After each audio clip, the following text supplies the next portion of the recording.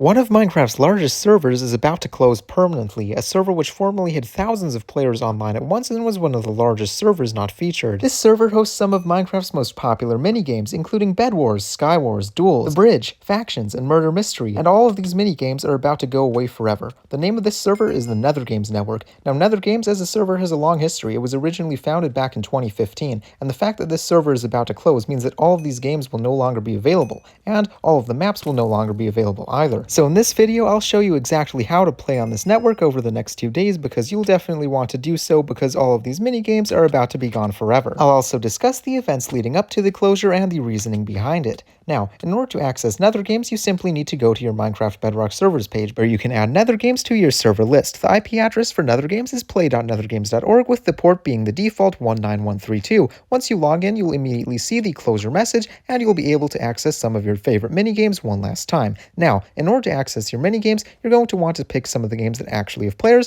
For example, Skywars does not have players, so I would suggest perhaps choosing Bedwars instead, or choosing Duels, which is the game that I find typically has the most players. But don't forget to sign the guest book because when the server closes, it will be gone for good. Now that I've shown you how to join, let me discuss the reasoning behind the closure, because I'm sure some of you will be very interested in knowing why the server has to close. As it turns out, the main reason why NetherGames is closing after all these years is for a very similar reason to why several Minecraft Bedrock servers have closed in the past. The simple answer is that they weren't able to get enough players. From a peak player count of over 3,000 players in 2020, the server now only averages roughly 30 to 300 players online at each hour of the day. But this is only the simple answer because the complex answer explains why they were able to have so few players, and that is because they were unable to get featured. Now, this is actually the same fate that befell a similar server to NetherGames called Broken Lens, and that server was also formerly one of Minecraft Bedrock's largest servers, but they also closed down because they were just unable to get enough players without being featured on every Minecraft player's server tab. And this fate is not only limited to the non-featured servers, because the server Mineplex also closed back in 2023, although that was mainly due to their own operational issues rather than anything actually preventing them from getting enough players.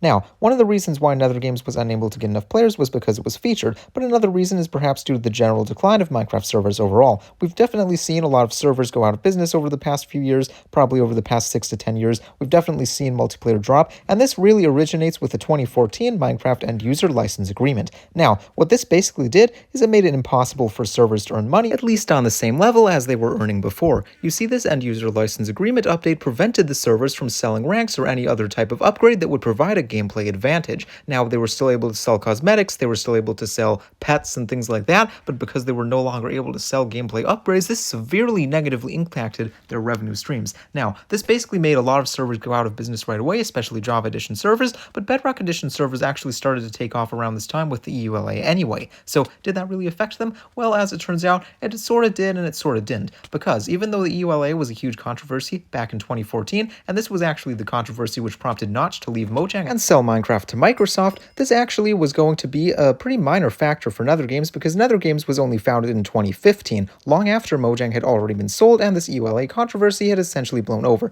Now, honestly, I think the whole EULA enforcement is kind of dumb because there certainly are a lot of servers that are blatantly violating it, and Mojang doesn't seem to be doing very much about it, but hey, it is what it is. Because the real issue for NetherGames is something much more down to earth that a lot of people, I think, will be able to understand very well, even if you don't understand technical stuff like the EULA and, all that legal stuff like that. So the real reason why NetherGames is closing is simple. The founders just got bored of running it and they want to move on in their lives. And this is something we've seen with many Minecraft Bedrock servers before. For example, the Lifeboat Network, which currently is a featured server. The original founder was a guy named William TDR, but he ended up selling it to his father, Rain TDR. And so this guy, who is actually the owner of Lifeboat, he actually bought it from his own son. So he's running it now as a business. But honestly, this just goes to show you that, a lot of kids, they start Minecraft servers and then they just end up getting bored of it and they end up moving on in their lives. And so this is what ended up happening with the NetherGames founders too, just like the Lifeboat founder. And so you can basically go online and you can read their wonderful message here. I like it a lot. I will definitely be leaving a link in the description to it, or you can go ahead and you can just go onto the server itself, and I think you might be able to find it there too. But basically, it's a pretty good message because the two founders, they basically said,